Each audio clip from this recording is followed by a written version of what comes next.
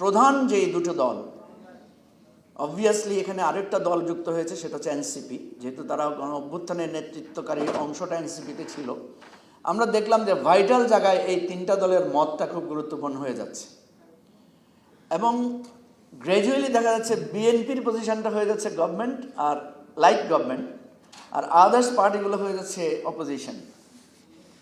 কারণ বিএনপি যখন মতামত দিচ্ছে, মনের অলক্ষ্যে সে ভাবছে যে তাকেই এটা এক্সিকিউট করতে হবে, কারণ সে গভর্নমেন্টে যাবে, সে নির্বাচিত হবে, তাকে এটা এক্সিকিউট করতে হবে। আর বাকিদের তো এক্সিকিউট করার দরকার নাই। সে হয়তো ভাবছে এবি পার্টি আদৌ এমপি হবে কিনা, নুরুল হক নূর আদৌ এমপি হবে কিনা, পার্লামেন্টে যাবে কিনা, তাসনিম জারা যাবে কিনা, সাজ্জাদ জহির চন্দন যাবে কিনা। বিএনপি পরোক্ষভাবে মনে করছে আমি তো সরকারে যাব, এরা যা আলোচনা করছে সব তো আমার ঘাড়ে এসে চাপবে। আমি কি বুঝাতে পারছি আমার কথাটা? ফলে প্রত্যেকটা জায়গায় আমরা দেখছি বিএনপি এই ইস্যুটা নিয়ে ডিবেট করছে বা বলছে এটার কনস্টিটিউশনাল এক্সপ্লেনেশন দিচ্ছে, এটার প্র্যাকটিক্যাল অ্যাপিয়ার করতে কী কী অসুবিধা হবে এগুলো নিয়ে আলোচনা তুলছে। আমি কালকে একটা কথা মির্জা ফখরুল ইসলাম আলমগীর সাহেবের সামনেই বলেছিলাম, এই কাজটা যদি আওয়ামী লীগ করতো কি 2 সপ্তাহের মধ্যে পুরো সব কিছু মেনে নিত, বলতো যে ডান, যান আপনারা যত 64-84টা দিয়েছেন এটা ডান।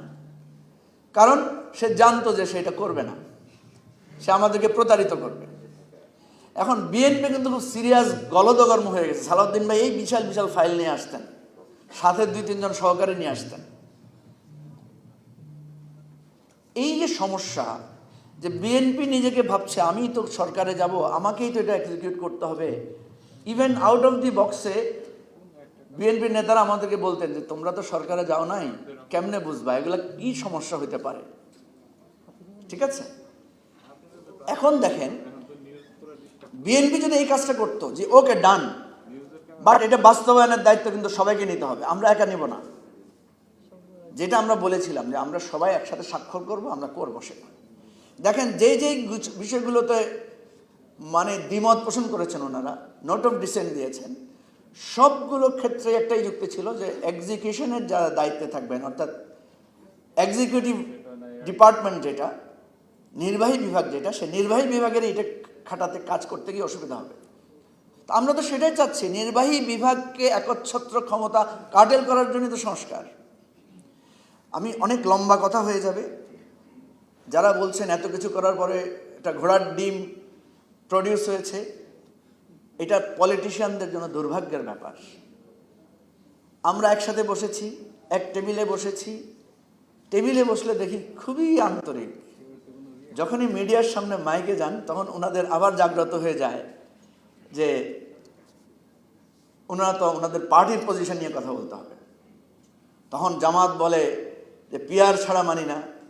জামাতের লোকদেরকে টেবিলে উঠে জিজ্ঞেস করছে আসলে কি পিয়ার মান্য? তাই বলছি আর কি ভাই, হোয়াট ইজ দিস? বলছে আমরা শুধু আপারের পিয়ার হলে আমরা রাজি আছি। বিএনপি কিন্তু একটা মানে জাতীয় সরকারের কথা বলছে যে আমরা একটা জাতীয় সরকার করব, নির্বাচিত না হলেও তাদেরকেও আমরা জাতীয় সরকার রাখবো, এই ধরনের কথা বলছে। কত প্রোগ্রেসিভ কনসেপ্ট।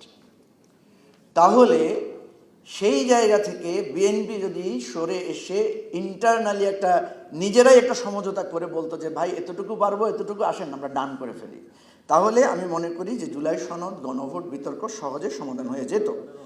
এখন যে আলোচনাটা হচ্ছে এটা না বললেই নয়। আমি ঐকমত্য কমিশনকে জিজ্ঞেস করেছিলাম যে আপনারা নোট অফ ডিসেন্টের ইস্যুগুলো কেন তোলেন নাই, দেন নাই কেন? কারণ নোট অফ ডিসেন্টের ইস্যুগুলো সহই তো জুলাই সনদ প্রস্তুত হয়েছে।